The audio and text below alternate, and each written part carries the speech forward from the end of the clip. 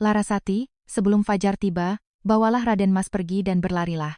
Sang ibu, Tiri berniat membunuh pewaris sah yang masih menyusu ini. Setelah menyadari niat keji tersebut, inang pengasuh Mbok Parmi menitipkan bayi dan bukti-bukti ahli waris kepada putri kandungnya, yang baru berusia 9 tahun. Malam itu, sambil menahan isak tangis, Larasati menggendong sang Raden Mas di punggungnya dan menerobos hujan badai. Di belakangnya, dari arah gerbang, kediaman, terdengar jeritan pilu ibunya, sementara di depannya, arus deras, Bengawan Solo menghalangi jalan. Mampukah Larasati, Batur, abdi cilik itu, menyelamatkan nyawa bayi sang majikan? Para pendengar kisah Nusantara yang sudi singgah, terima kasih banyak. Dengan dukungan subscribe dan like dari Anda, mari kita mulai kisah hari ini. Tidak seberapa jauh dari pusat pemerintahan Kerajaan Mataram, terdapat sebuah kediaman besar milik Tumenggung Suryoningrat, seorang pejabat yang mewarisi tanah pertanian, persawahan, dan lumbung padi yang tak terhitung jumlahnya. Setiap lumbung di kediaman itu dipenuhi karung beras, dan lalu lalang para petani penggarap di depan gerbang utamanya seakan tak pernah putus. Keluarga itu adalah salah satu keluarga paling berkuasa. Namun, sebanyak apapun kekayaan di lumbung, nyawa manusia bukanlah sesuatu yang bisa dibeli dengan harta. Istri pertama Sang Tumenggung, Raden Ayu Sekartaji, melahirkan seorang putra mahkota yang sangat dinantikan. Namun nahas, ia tak mampu bertahan dari pendarahan pasca melahirkan dan akhirnya mengembuskan napas terakhir. Bayi laki-laki itu diberi nama Raden Mas Dananjaya. Orang yang merawat bayi itu menggantikan sang ibu adalah Mbok Parmi, seorang abdi dalam yang sejak lama selalu mengikuti Raden Ayu Sekartaji bagaikan bayangannya sendiri. Mbok Parmi adalah abdi yang dibawa langsung dari kediaman orang tua Raden Ayu saat ia dipersunting oleh Sang Tumenggung. Karenanya, ia sangat memahami isi hati sang majikan lebih dari pelayan manapun. Raden Ayu pun tak pernah menganggap Mbok Parmi sebagai pelayan rendahan, melainkan layaknya saudari tempatnya berbagi rasa. Mbok Parmi memiliki seorang putri berusia 8 tahun bernama Larasati. Sejak kecil, Larasati tumbuh besar dengan keluar masuk area keputren, kediaman wanita. Mengikuti ibunya, Raden Ayu tak pernah memperlakukan Larasati dengan semena-mena, meski ia anak seorang abdi. Sebaliknya, setiap kali Larasati datang memberi salam, Raden Ayu dengan tangannya sendiri kerap memberikan jajanan manis atau potongan kain batik yang indah, seraya berkata, "Kau sudah kuanggap seperti putriku sendiri." Kata-kata itu terukir dalam di hati Larasati kecil. Sekitar waktu Raden Ayu mengandung Dananjaya, entah takdir apa yang menyertai, Mbok Parmi juga tengah mengandung anak keduanya. Kedua wanita itu pun menanti bulan kelahiran pada tahun yang sama. Suami Mbok Parmi adalah seorang petani, rajin yang menggarap sawah milik Sang Tumenggung.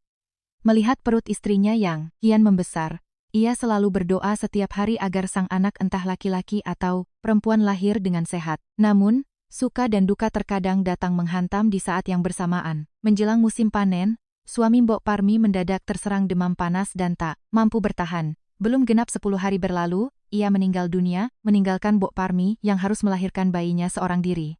Lebih menyayat hati lagi, bayi yang dilahirkannya dengan susah payah di tengah duka. Kehilangan suami itu, jatuh sakit dan meninggal dunia sebelum usianya genap 1 bulan.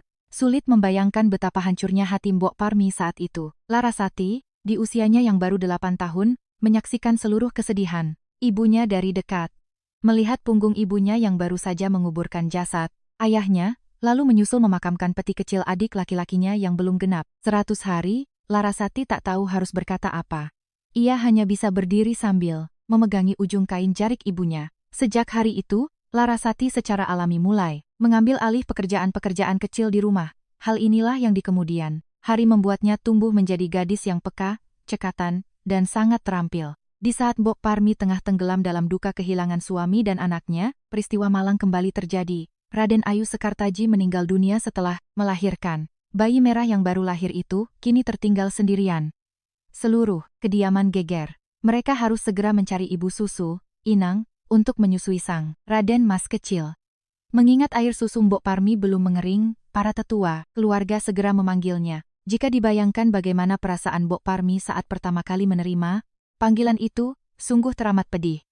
Belum lama ia menguburkan anak kandungnya sendiri, kini ia harus membagikan air susunya kepada bayi majikannya. Namun, saat Mbok Parmi pertama kali mendekap bayi itu, anehnya air matanya tumpah, begitu saja. Ia merasa seolah Yang Maha Kuasa mengirimkan bayi merah ini untuk menggantikan anaknya yang telah dipanggil pulang. Sejak hari itu, Mbok Parmi mendekap dan menyusui Dananjaya layaknya anak yang dilahirkannya sendiri. Setiap malam ia menimang dan menidurkan sang bayi yang rewel. Dengan demikian, Mbok Parmi secara resmi menjadi inang pengasuh utama di kediaman Tumenggung Suryoningrat.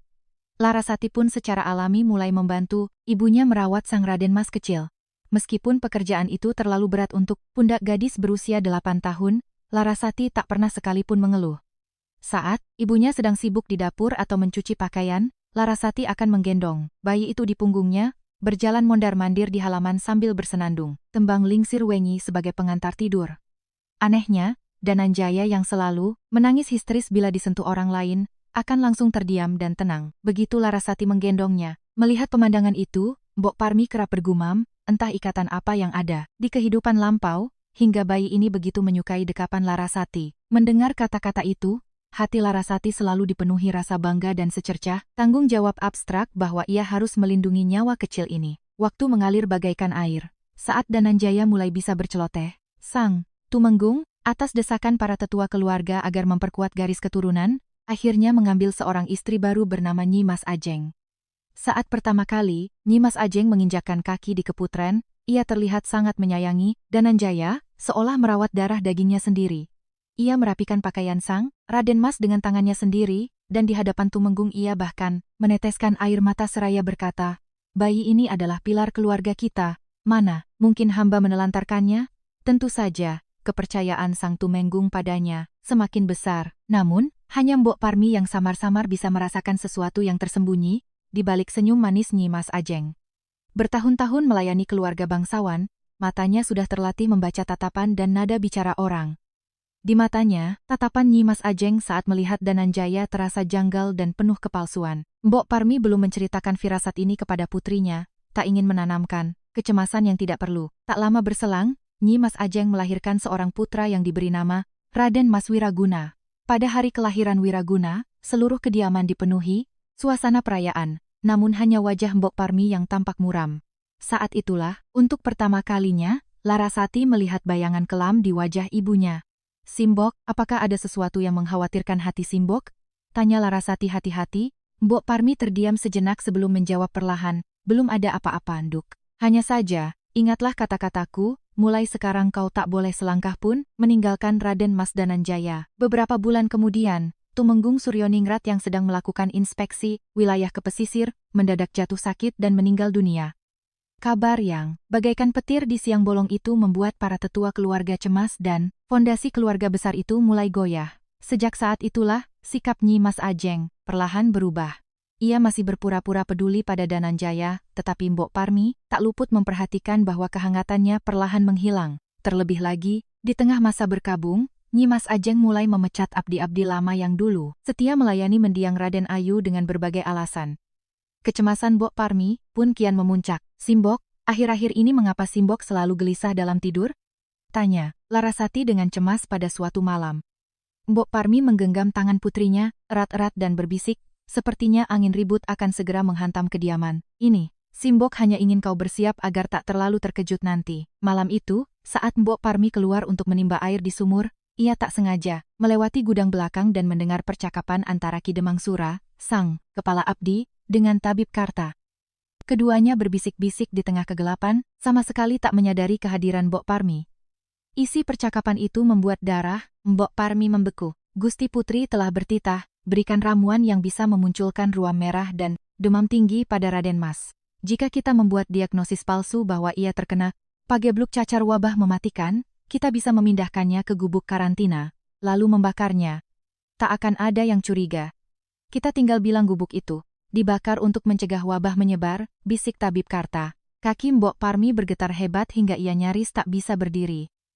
Ia menutup mulutnya dengan kedua tangan, menahan napas, dan berdiri mematung di dalam gelap, hingga kedua pria itu menjauh.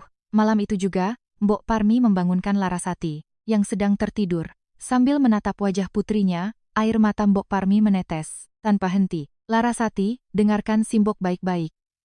Gusti Putri hendak mencelakai Raden Mas. Ia akan membuatnya seolah terkena wabah cacar, lalu membakarnya hidup-hidup di gubuk karantina."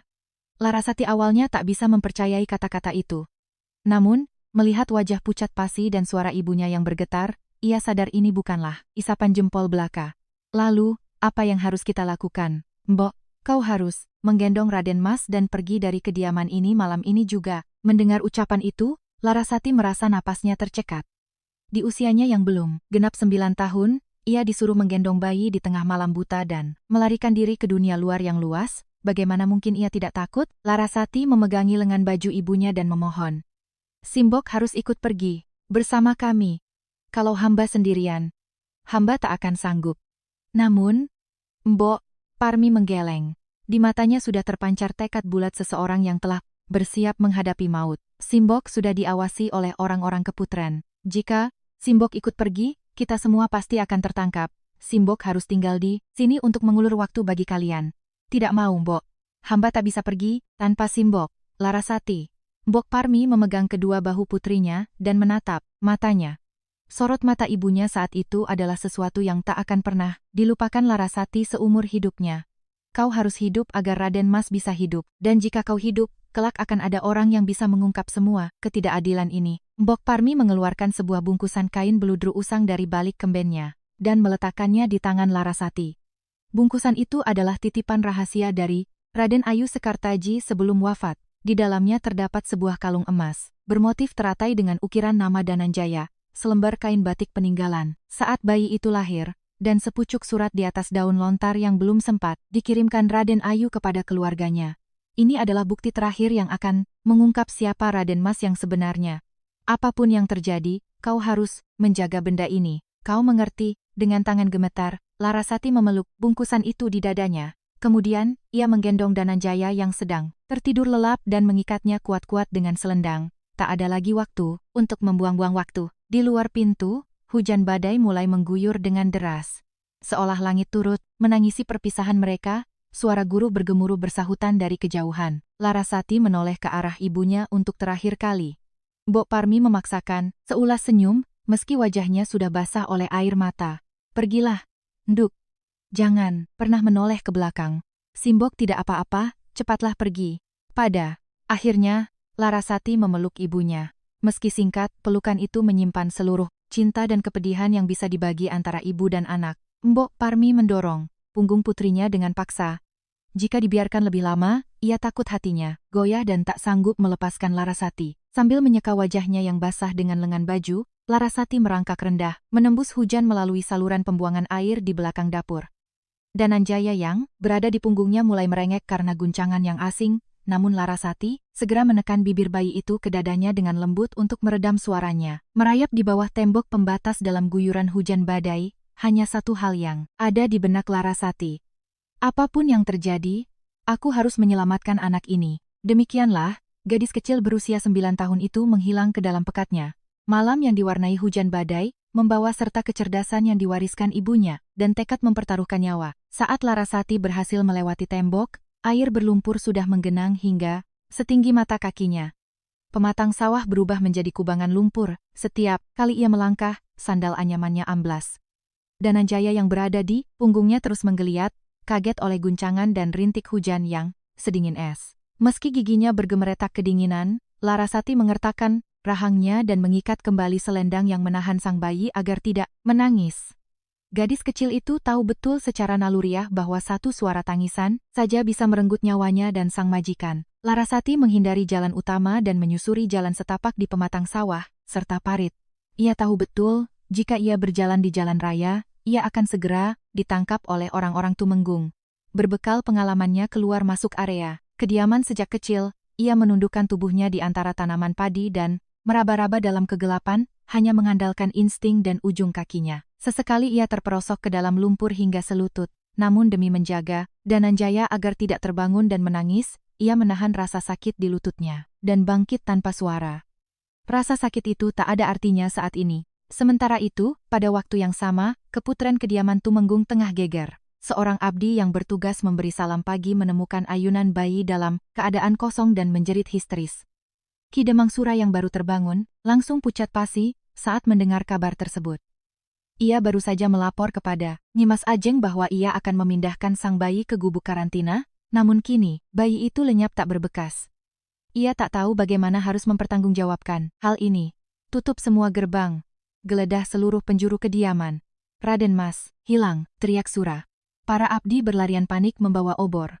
mereka menggeledah kandang kuda hingga bagian belakang jamban, namun tak ada jejak sang bayi di manapun. Saat itulah seseorang melapor dengan ragu, kamar Abdi Larasati juga kosong. Mendengar itu, sorot mata Nyi Mas Ajeng langsung menajam. Ia segera memerintahkan agar Mbok Parmi diseret ke hadapannya. Mbok Parmi yang diseret dari tempat tidurnya kini dipaksa bersimpuh di tengah halaman, berhadapan, langsung dengan tatapan membunuh Nyi Mas Ajeng. Hujan masih turun dengan derasnya, dan kain kebaya Mbok Parmi langsung basah kuyup menempel di tubuhnya. Kudengar putrimu membawa pergi Raden Mas. Bukankah ini semua perintahmu?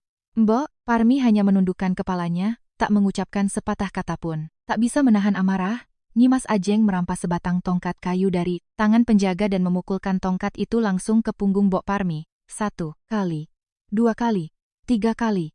Rintihan yang bercampur dengan derasnya hujan menggema di halaman, namun Mbok Parmi tetap mengatupkan giginya dan hanya meringkuk.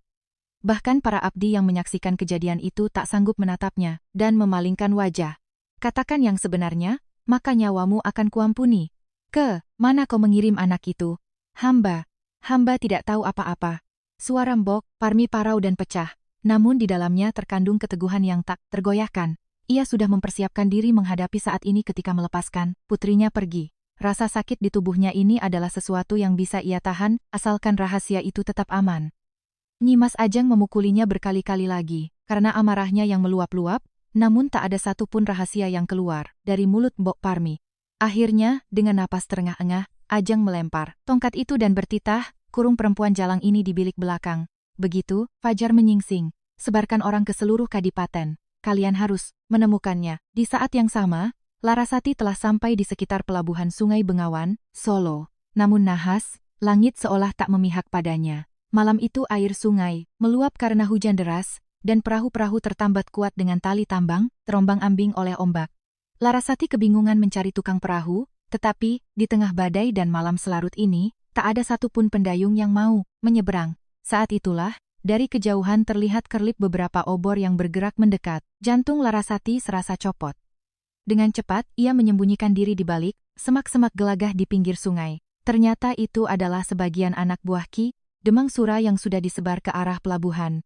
Larasati menahan napasnya, menutupi mulut Dananjaya dengan ujung kembennya, dan meringkuk di antara rimbunnya alang-alang. Saat obor-obor itu melintas tepat di depan hidungnya, Larasati memejamkan mata erat-erat, tak bergerak sedikit pun meski jantungnya berdebar kencang seolah akan meledak. Beruntung, hujan deras dan semak gelagah yang gelap menyembunyikan keberadaan mereka, dan para pengejar berlalu tanpa menyadari apapun. Belum sempat bernapas lega, Larasati merasakan tubuh Dananjaya di punggungnya semakin dingin. Bayi itu kini hanya mengeluarkan napas halus, seakan tak punya tenaga lagi untuk menangis. Hati Larasati hancur. Ketakutan menyelimutinya. Jika ia terus berdiam diri di bawah hujan semalaman, sang Raden Mas benar-benar bisa kehilangan nyawa. Tiba-tiba, dari kejauhan, terlihat cahaya redup dari sebuah bangunan di pinggir pelabuhan sungai. Itu adalah sebuah kedai penginapan kecil. Mengumpulkan sisa-sisa tenaganya, Larasati berlari ke arah cahaya itu. Begitu tiba di depan pintu, kakinya lemas dan ia pun jatuh terduduk. Dengan tenaga yang tersisa, ia menggedor pintu sekuat tenaga. Tolong buka pintunya. Tolong, selamatkan kami. Beberapa saat kemudian, pintu terbuka sedikit dan seorang pria tua berusia 60-an melongokkan kepalanya. Ia adalah Ki Dalang Joyo. Awalnya, ia mengerutkan kening melihat anak perempuan asing dengan wajah lusuh di tengah malam buta. Namun, begitu matanya menangkap bintik-bintik merah di wajah bayi yang digendong gadis itu, ia tersentak kaget dan mundur selangkah. Ruam di wajah bayi itu. Apa jangan-jangan cacar? Pergi. Menjauhlah dari sini. Istri Ki Joyo, Nyi Joyo, yang mengintip dari balik bahu suaminya juga pucat pasi. Pasangan tua itu pernah kehilangan seluruh anak mereka akibat wabah cacar di masa lalu, sehingga mendengar kata itu saja sudah membuat mereka gemetar ketakutan. Ki Joyo hendak menutup pintu. Namun, Larasati menyelipkan tubuhnya di celah pintu dan memohon dengan segenap keputusasaannya. Bukan, bayi ini tidak terkena cacar. Ada orang yang sengaja meminumkannya ramuan agar terlihat seperti cacar. Kumohon, selamatkan bayi ini saja. Larasati bersimpuh di atas tanah yang becek, bersujud, hingga keningnya menyentuh lantai. Entah itu air hujan atau air mata yang mengalir di pipinya, tak ada yang tahu. Kakek dan nenek boleh mengusirku. Biarkan aku mati tak apa, tapi bayi ini, tolong, selamatkan bayi ini saja. Melihat keputusasaan itu, Hati Nyi Joyo goyah. Mengabaikan larangan suaminya, ia mendekat dengan hati-hati, meraba dahi sang bayi, dan mengamati ruam merah di kulitnya. Sebagai seseorang yang bertahun-tahun membantu persalinan dan meramu, jamu, matanya yang jeli menyadari bahwa ruam ini sedikit berbeda dari ruam wabah, cacar yang sesungguhnya. Mata bayi itu bening, dan suara napasnya tak terdengar, sekasar penderita cacar. Kakang, sorot mata anak ini berbeda. Sepertinya ia bukan penderita cacar. Kalau kita mengusirnya dan bayi tak berdosa ini benar-benar mati, bagaimana kita menanggung dosanya? Mendengar perkataan istrinya, Ki Joyo ragu sejenak. Wajah anak-anaknya yang telah meninggal berkelebat di benaknya. Di antara ketakutan kehilangan lagi dan hati nurani yang tak tega membiarkan nyawa melayang, ia akhirnya mengalah. Sambil menghela napas panjang, ia membuka pintu lebar-lebar. Pasangan suami istri itu membawa Larasati dan Dananjaya ke dalam bilik, lalu merebus air hangat untuk memandikan bayi tersebut dengan hati-hati. Nyi Joyo sendiri menyuapkan air godokan jamu ke mulut Dananjaya sedikit demi sedikit, memaksanya untuk memuntahkan apapun yang sebelumnya masuk ke perutnya. Seiring berjalannya waktu, ruam merah di tubuh bayi itu berangsur memudar dan demamnya perlahan turun. Melihat hal itu, barulah Larasati meledak dalam tangis. Itu adalah tangisan pertamanya setelah berhari-hari menahan diri. Namun, momen kelegaan itu tak berlangsung lama. Belum genap 1 jam, terdengar suara derap kuda dan teriakan keras dari luar. Geledah semua kedai di sekitar. Sini, ada bocah perempuan membawa kabur seorang bayi. Jika menemukannya, Gusti Putri akan memberikan imbalan besar. Itu adalah suara Ki Demang Sura. Darah di sekujur tubuh Larasati seketika membeku. Kehangatan yang baru saja merayapi, tubuhnya lenyap seketika, berubah menjadi kengerian. Ki Joyo dan Nyi Joyo saling berpandangan dan langsung mengambil keputusan. Ki Joyo meraih Dananjaya dan menyembunyikannya di dalam tempayan beras kosong di sudut dapur yang gelap. Nyi Joyo dengan cepat mengganti pakaian Larasati dengan pakaian bekas mendiang putrinya. Jika mereka bertanya, bilang kau adalah keponakan jauh kami. Mengerti? Mulai sekarang namamu adalah Sari. Belum sempat Larasati menjawab, pintu ditendang terbuka. Ki Sura dan anak buahnya menerobos masuk. Mereka menggeledah setiap sudut bilik, hingga ke kolong balai-balai, namun tak menemukan tanda-tanda keberadaan bayi. Larasati berjongkok di depan, tungku api, berpura-pura tenang meniup sisa bara, padahal keringat dingin mengucur deras di punggungnya. Ki Sura mendekatinya dan menatap wajahnya dengan tajam. Siapa namamu? Nama saya Sari, Ki. Larasati berusaha keras agar suaranya tak bergetar. Ki Sura menatapnya curiga, namun akhirnya membalikkan badan tanpa curiga lebih lanjut. Namun, salah seorang pengawal tiba-tiba memungut sebelah sarung kaki rajut berukuran kecil yang jatuh di lantai. Apa ini? Sepertinya sarung kaki bayi. Jantung Larasati seakan berhenti berdetak. Namun, Nyi Joyo dengan sigap merampas sarung kaki itu.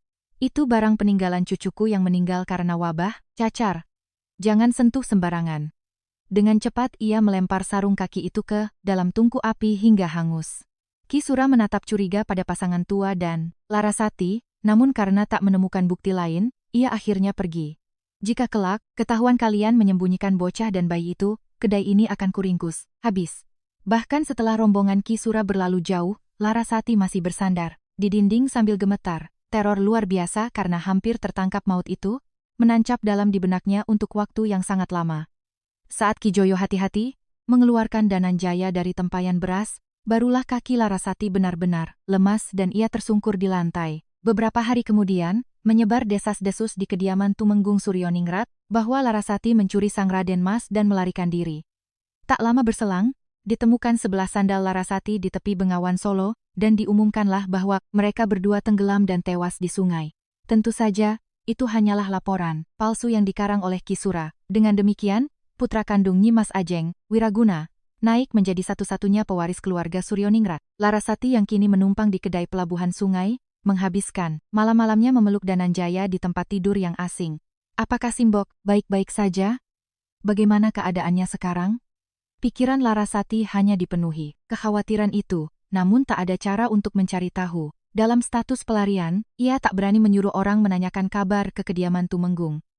Setiap malam, sambil menatap wajah Dananjaya yang tertidur, Larasati mengenang kembali momen terakhir saat ibunya memeluknya, berulang kali. Kenyataannya, pada masa itu, nyawa Mbok Parmi sudah berada di ujung tanduk.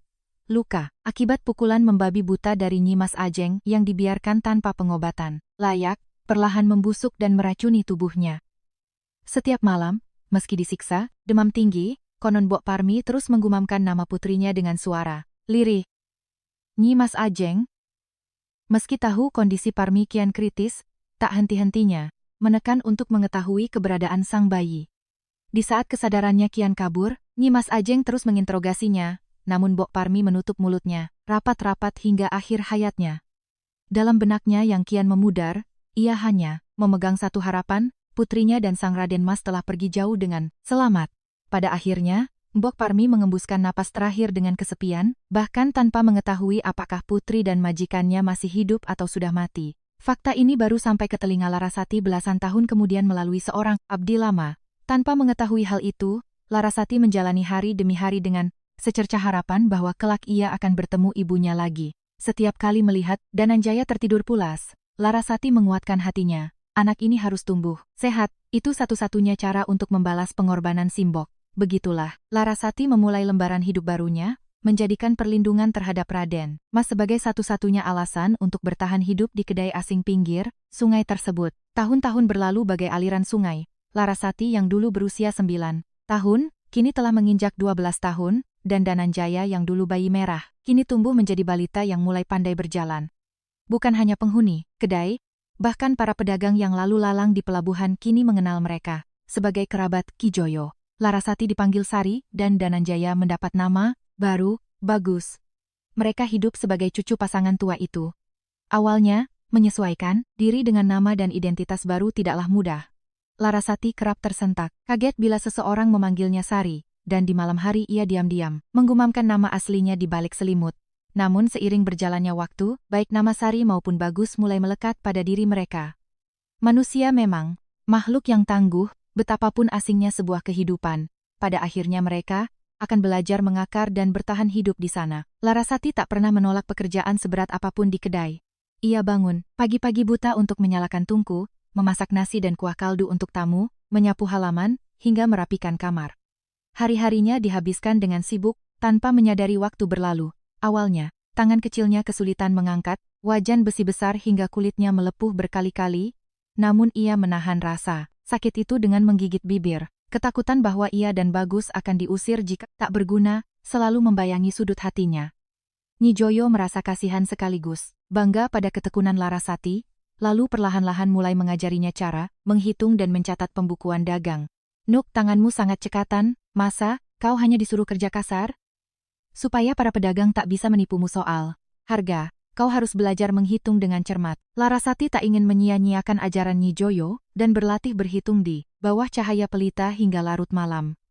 Setelah melayani tamu dan menyelesaikan urusan dapur di siang hari, ia membiasakan diri untuk selalu mengulang apa yang dipelajarinya sebelum tidur. Awalnya canggung, jemarinya tak lama kemudian mahir, menggerakkan biji congklak untuk menghitung, dan dalam beberapa tahun, ia sudah mampu mengurus semua pencatatan utang piutang serta harga barang di kedai. Semenjak Larasati mengambil alih pembukuan, kebocoran uang kas berkurang drastis, dan para pedagang yang menitipkan barang merasa jauh lebih tenang. Kedai kecil itu pun perlahan berubah menjadi tempat persinggahan yang ramai. Suatu kali, ada seorang tengkulak beras dari desa sebelah yang mencoba menipu jumlah takaran. Kisanak, bulan lalu bukankah kau bilang menitipkan 20 pikul beras, tapi di catatanku tertulis 18 pikul. Bagaimana ini? Tegur Larasati.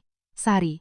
Tengkulak itu awalnya bersikap congkak dan meremehkan gadis remaja, namun ketika Larasati menjabarkan rincian transaksi beberapa bulan terakhir tanpa cacat sedikit pun, tengkulak itu akhirnya ciut dan mengalah. Akibat kejadian ini, reputasi Sari sebagai gadis kedai yang cerdas dan teliti dalam berhitung menyebar di sekitar pelabuhan. Bagus juga tumbuh dengan sehat.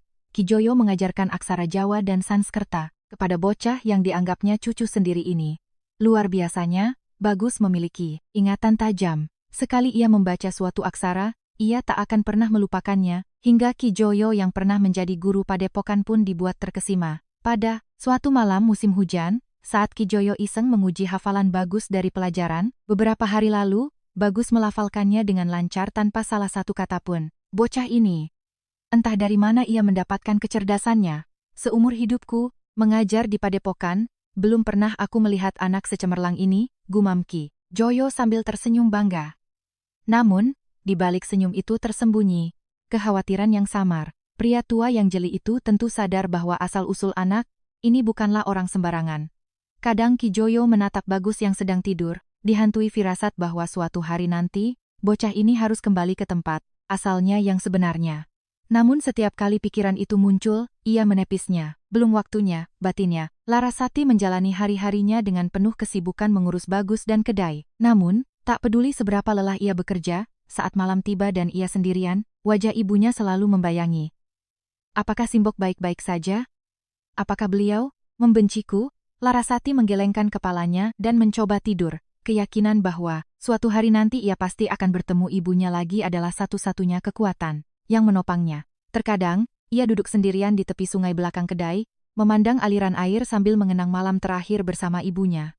Sentuhan, tangan ibunya, suaranya, dan tatapan matanya saat mendorong Larasati pergi, seiring berjalannya waktu, ingatan itu tak pernah sedikit pun memudar. Hingga pada suatu hari pasar di penghujung musim kemarau, Larasati yang sedang menjual palawija di pasar pelabuhan, berpapasan dengan sebuah wajah yang tak asing. Ia adalah seorang pedagang keliling tua yang dahulu pernah bekerja sebagai abdi pesuruh di kediaman Tumenggung Suryoningrat.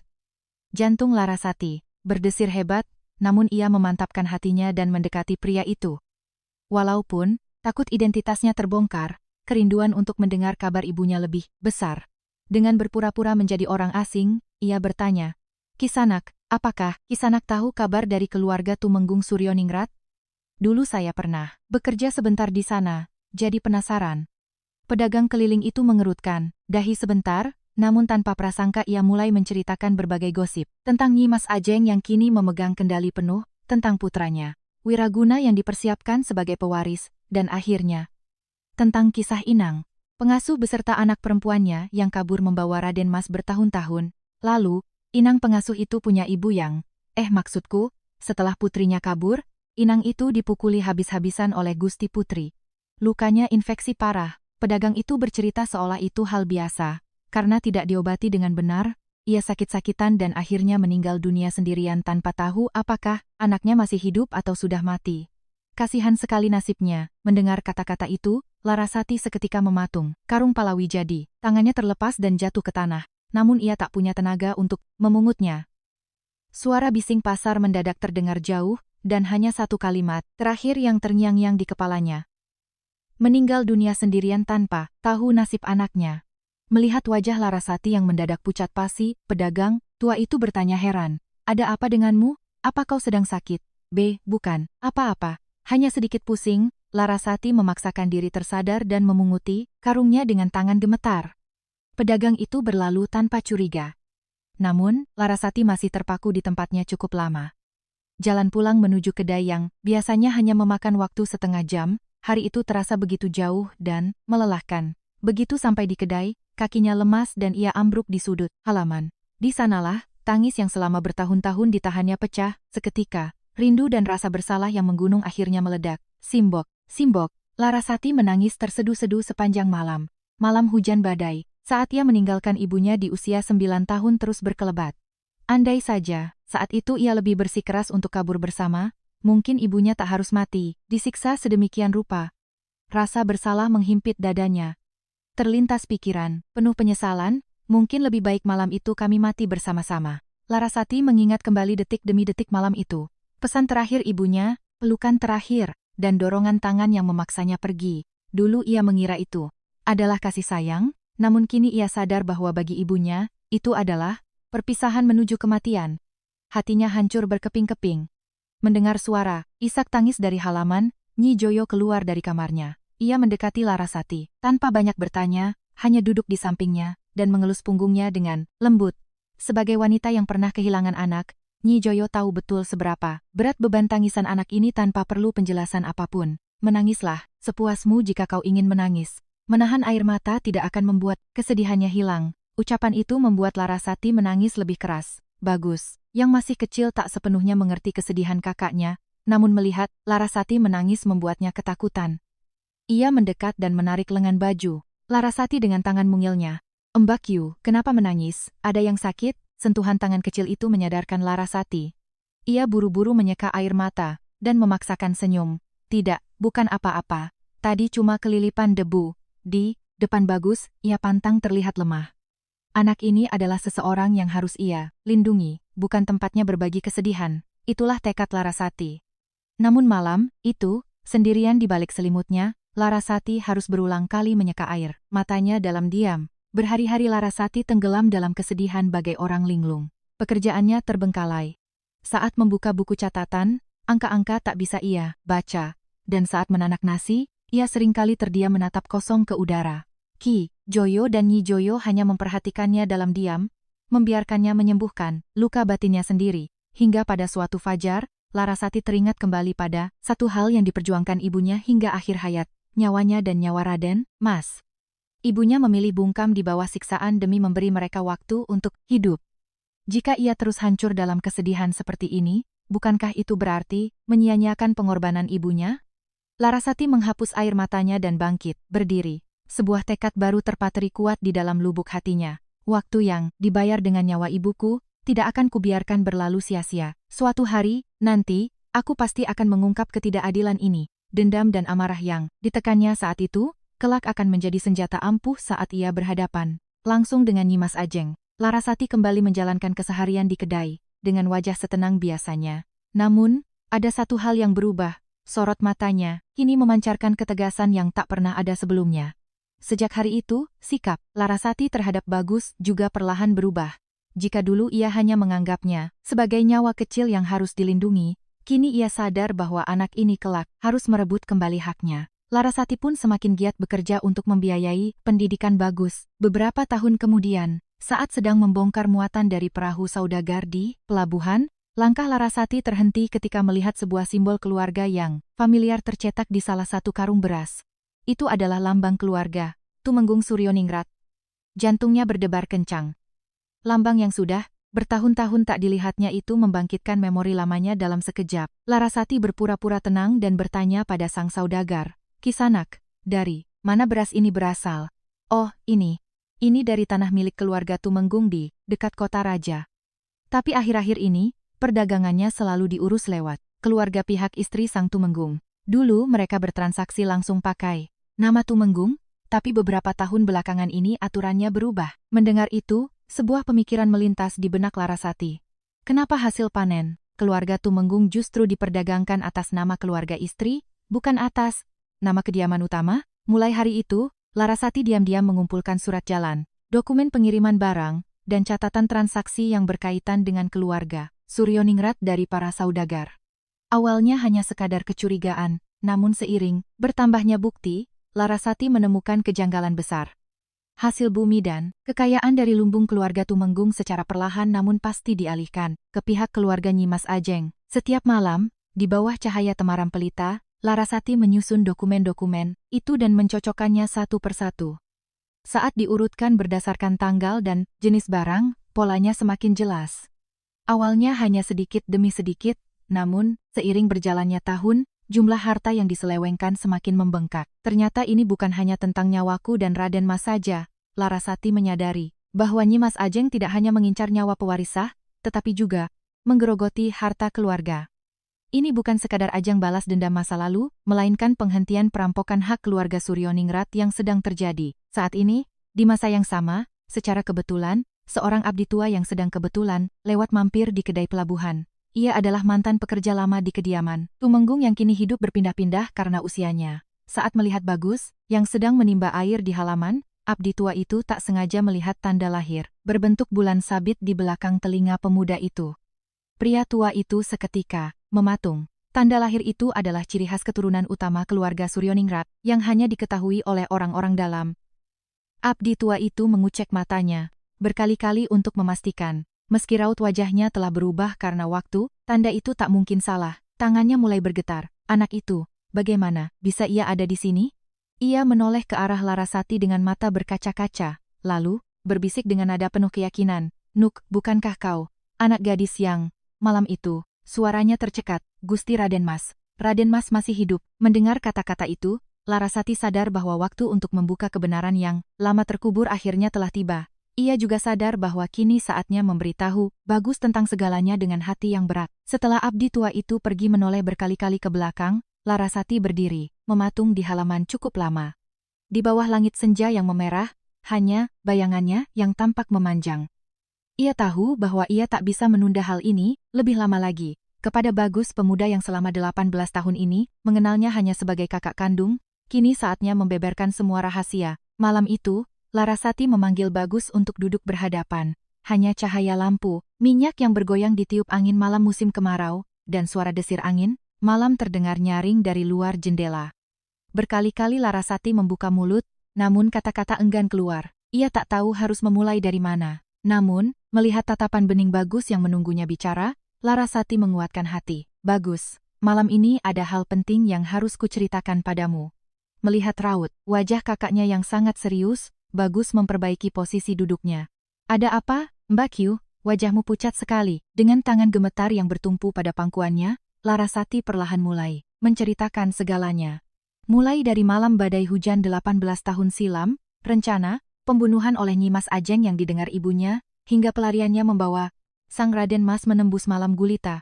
Suara Larasati sempat serak dan terputus-putus berkali-kali, namun ia berhasil menuntaskan ceritanya. Sebagai penutup, ia mengeluarkan bungkusan beludru usang yang selalu disimpannya, rapat-rapat dan meletakkannya perlahan di depan Bagus. Ini adalah peninggalan ibumu yang sesungguhnya, Raden Ayu Sekartaji. Di dalamnya ada kalung emas dengan ukiran namamu, kain batik bekas kau dilahirkan, dan surat dari Raden Ayu.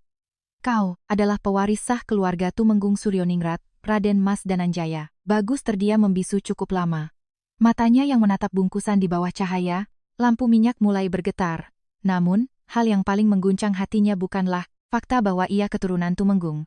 Kalau begitu, Mbak Kyu bukan kakak kandungku. Larasati tak sanggup menatap mata Bagus dan menundukkan kepalanya.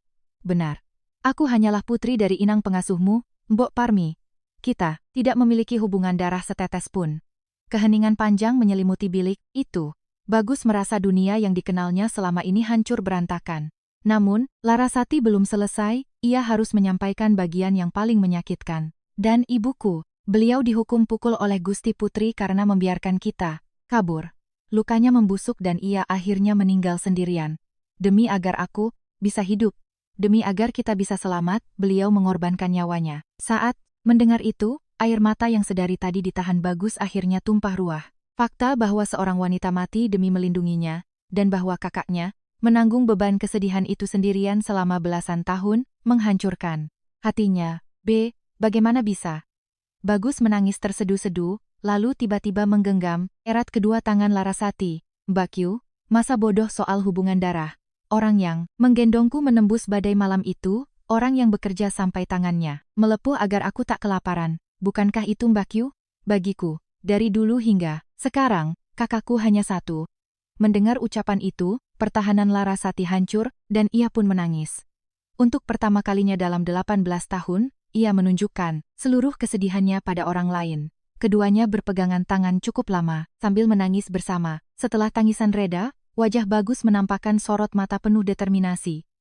Ia bangkit berdiri dan berkata, aku akan pergi ke kediaman Tumenggung sekarang. Juga, aku akan membongkar semua ini dan menuntut keadilan dari wanita itu. Larasati buru-buru menarik lengan baju Bagus. Jangan, Bagus. Kalau kau datang, sekarang, kita berdua yang akan celaka.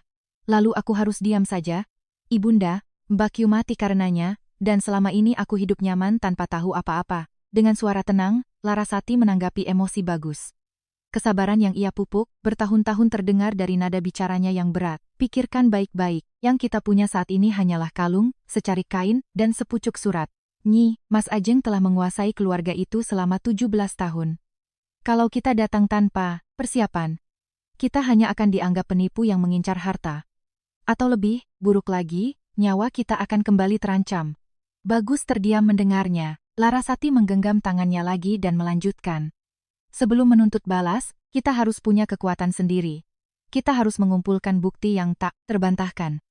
Dengan begitu, tak ada seorang pun yang berani mengusir kita saat kita melangkah masuk ke gerbang itu nanti. Setelah hening sejenak, Bagus akhirnya mengangguk setuju.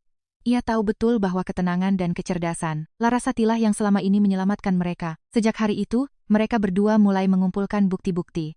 Larasati pertama-tama mencari dukun beranak, bidan desa, yang menolong kelahiran Bagus. Walaupun sudah renta, sang dukun beranak perlahan mengingat kejadian malam itu. Setelah Larasati menjabarkan kisahnya. Benar. Malam itu persalinannya sangat sulit, dan aku sendiri yang melihat tanda lahir bulan sabit di belakang telinga. Raden Mas, sahut si nenek. Di sisi lain, Ki Joyo menggunakan jaringannya dengan orang-orang bekas padepokan untuk mengumpulkan data tentang silsilah dan surat wasiat Tumenggung secara diam-diam, walau tindakan ini sangat berisiko. Nyi Joyo juga menuliskan pengalamannya malam itu dengan rinci, kesaksian bahwa bintik-bintik merah di wajah Bagus bukanlah wabah cacar, melainkan akibat ramuan tertentu, berdasarkan pengalamannya meracik jamu pengobatan. Sementara itu, Larasati menyelidiki hal lain, keberadaan tabib Karta yang memberikan ramuan tersebut. Setelah berbulan-bulan mencari tahu, ia menemukan pemasok bahan jamu yang dulu sering dibeli tabib Karta. Walau sang tabib sudah lama menghilang, Larasati berhasil membongkar buku catatan transaksi lama apotek tersebut.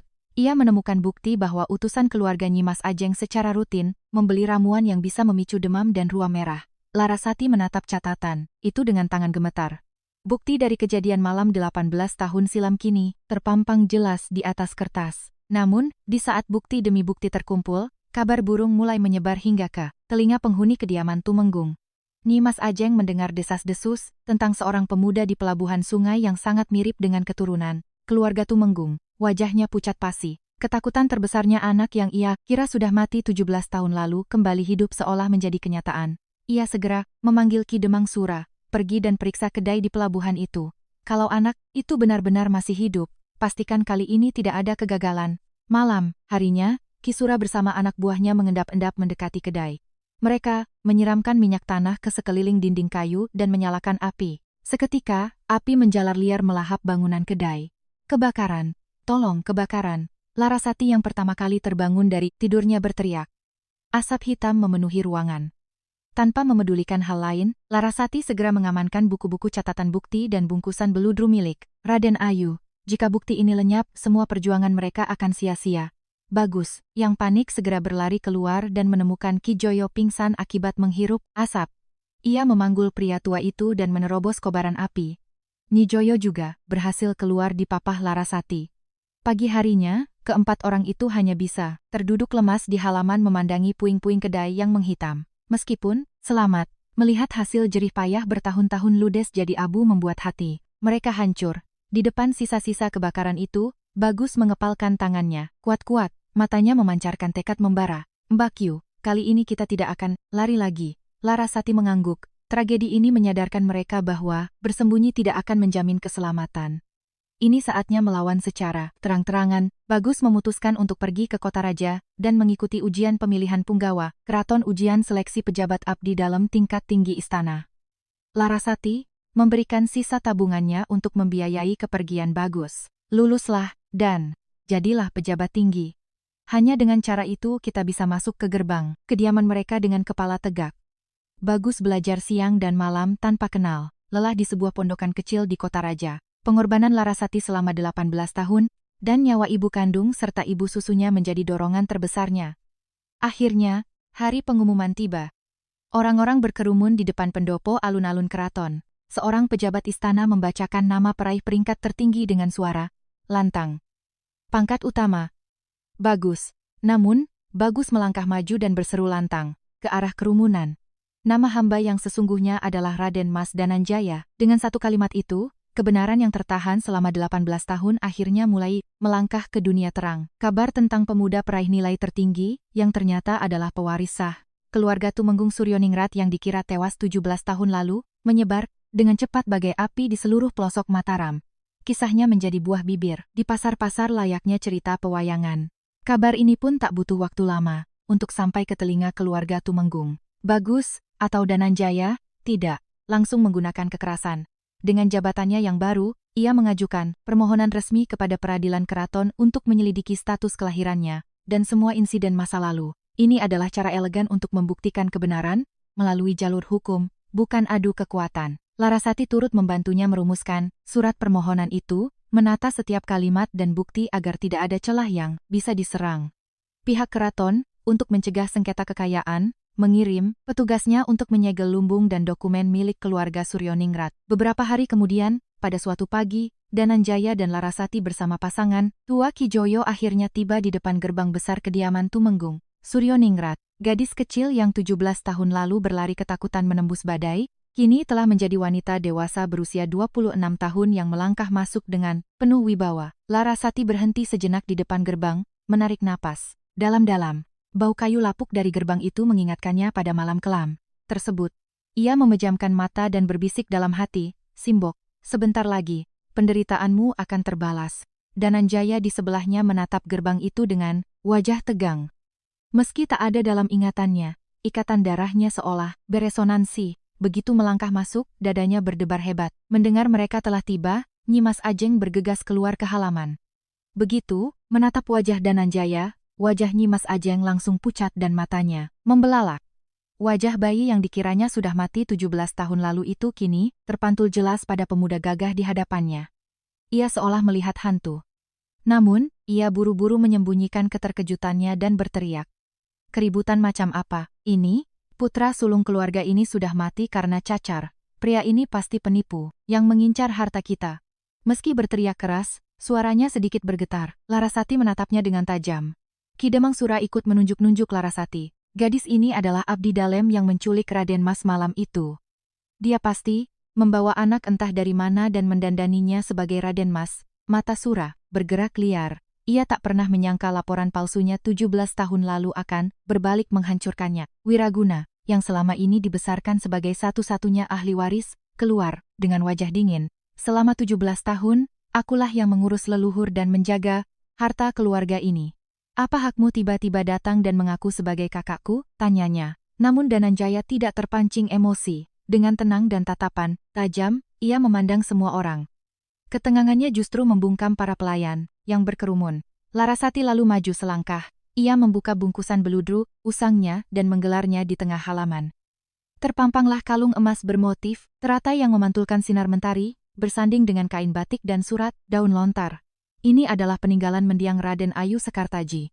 Kain batik, saat Raden Mas lahir, kalung emas dengan ukiran namanya, dan surat yang belum sempat ia kirim ke keluarganya. Kerumunan pelayan bergumam kaget. Beberapa tetua abdi mengenali ukiran kalung tersebut.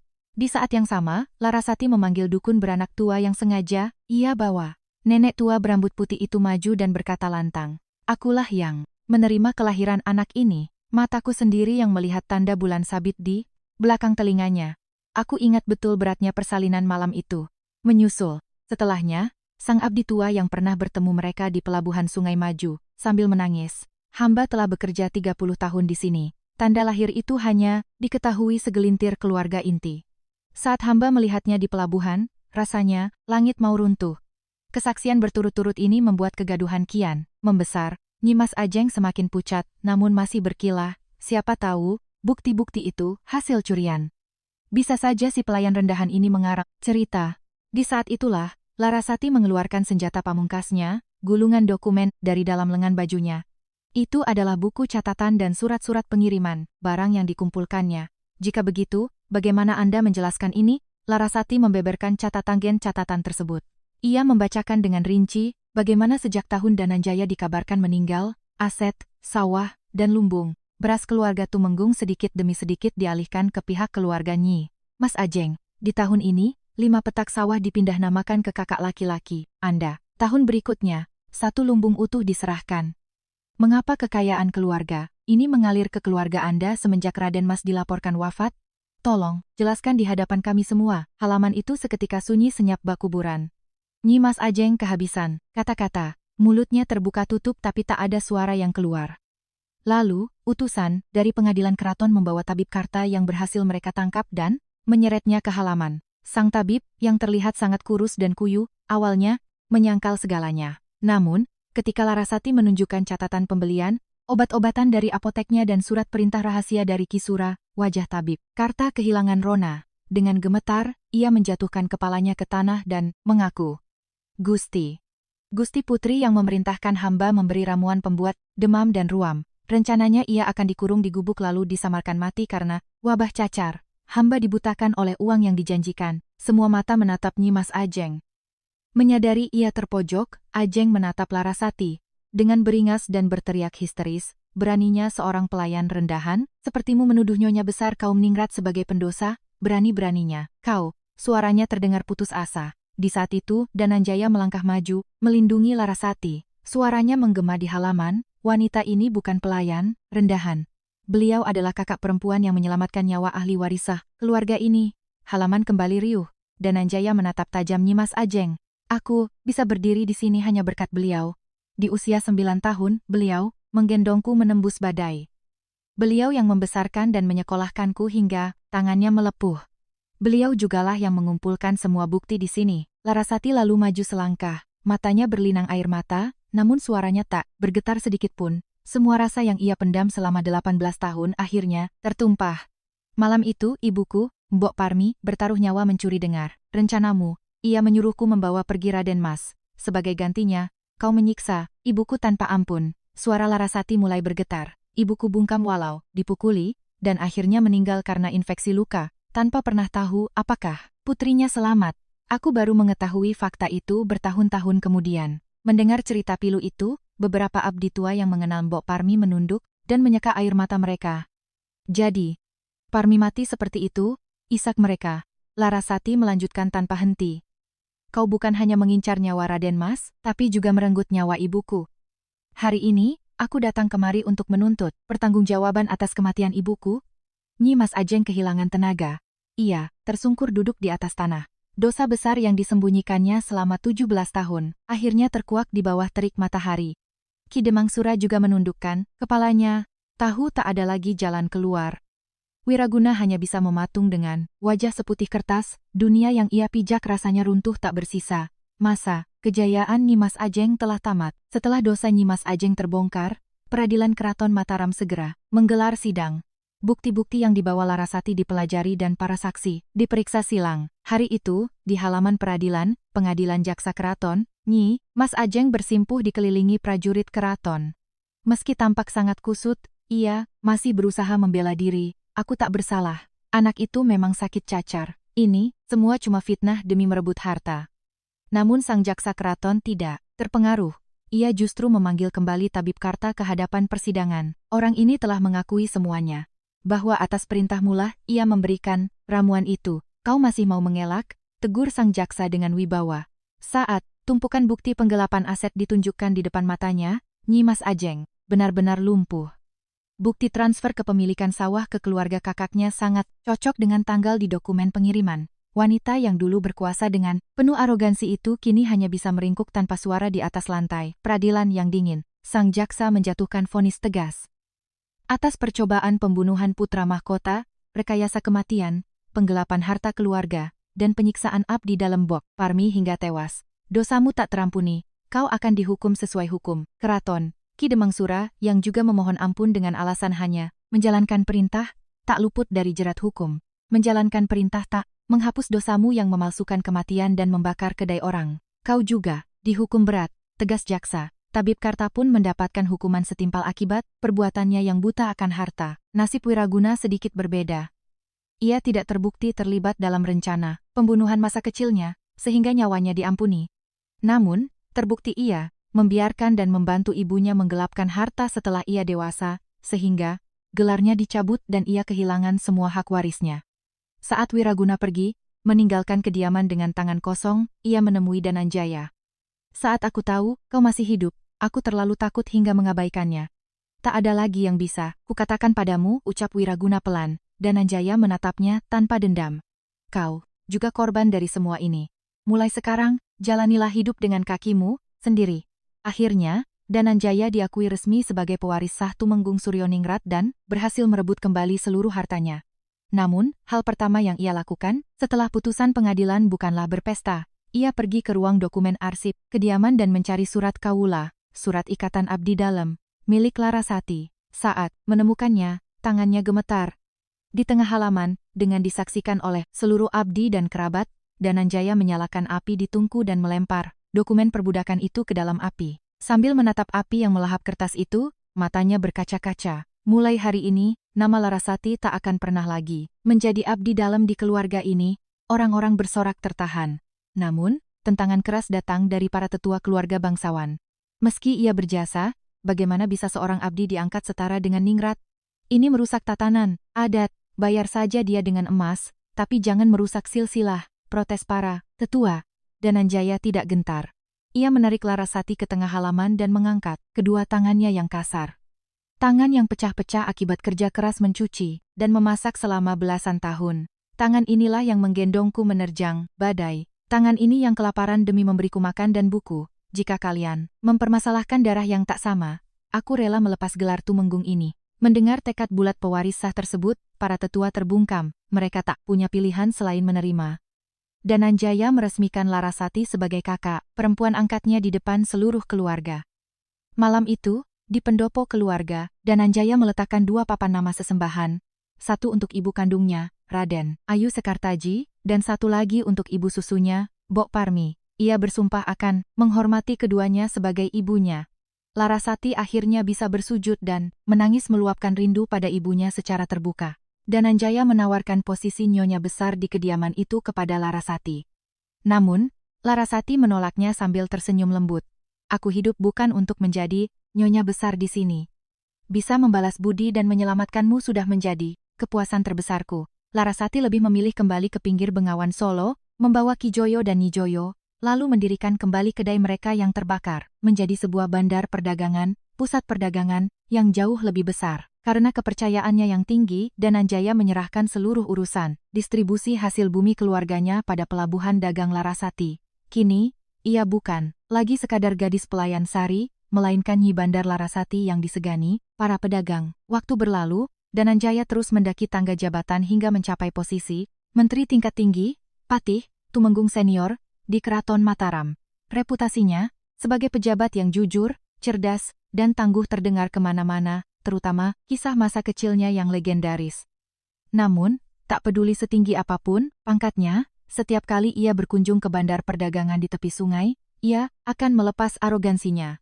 Masih dengan pakaian kebesarannya, ia akan membungkuk dan menyapa, "Mbak Q, Dananjaya datang." Suara itu memancarkan rasa hormat dan kasih sayang seorang adik yang telah melewati penderitaan 18 tahun bersama-sama. Orang-orang terheran-heran melihat pejabat tinggi bisa serendah hati itu, tapi, bagi mereka berdua, itu hanyalah sapaan 2 saudara kandung yang tak terpisahkan darah.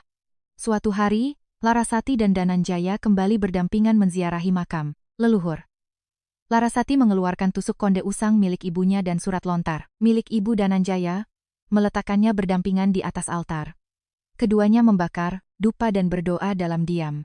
"Jika malam itu Mbak Q tak membawaku lari, namaku pasti sudah terhapus dari dunia ini," bisik Dananjaya. "Hanya dengan melihatmu hidup dengan baik, segala keputusanku telah terbayar lunas," jawab Larasati, seraya tersenyum. Di belakang mereka, Kijoyo dan Nijoyo yang rambutnya sudah memutih menatap pemandangan itu dengan penuh haru. Bayi merah dan gadis kecil, yang datang mengetuk pintu mereka di tengah malam badai belasan tahun lalu, kini, telah mendapatkan kembali tempat mereka yang sesungguhnya. Meskipun tak ada sebutir darah pun yang sama, mereka adalah saudara sejati yang tak terpisahkan oleh waktu maupun kasta. Para pendengar sekalian, bagaimana menurut Anda kisah Dananjaya dan Larasati? Hari ini, seorang abdi cilik berusia 9 tahun yang menggendong majikannya, menerjang badai, tak ada yang menyangka pilihannya membuahkan keajaiban 17 tahun. Kemudian, keserakahan Nyi Mas Ajeng membawanya pada kehancuran. Sementara, pengorbanan dan keikhlasan Bok Parmi serta Larasati berbuah manis. Pepatah mengatakan, siapa menabur angin, ia akan menuai badai. Siapa menabur budi, ia akan memanen kemuliaan. Kisah ini mengingatkan kita bahwa pangkat dan kasta tidak menjamin keluhuran. Budi, begitu pula kemiskinan tidak mematikan nurani. Jika Anda memiliki kebaikan, yang sedang Anda semai tanpa ada yang tahu, jangan pernah berhenti. Suatu hari, nanti benih itu pasti akan berbuah manis. Terima kasih telah menemani hingga akhir kisah. Kami akan terus menghadirkan cerita-cerita menyentuh dan penuh makna seperti ini. Jangan lupa subscribe, like, dan nyalakan notifikasinya. Jika ada adegan yang membekas di hati Anda, tinggalkan pesan di kolom komentar. Komentar Anda adalah penyemangat kami. Sampai jumpa di kisah Nusantara berikutnya. Salam Rahayu dan terima kasih.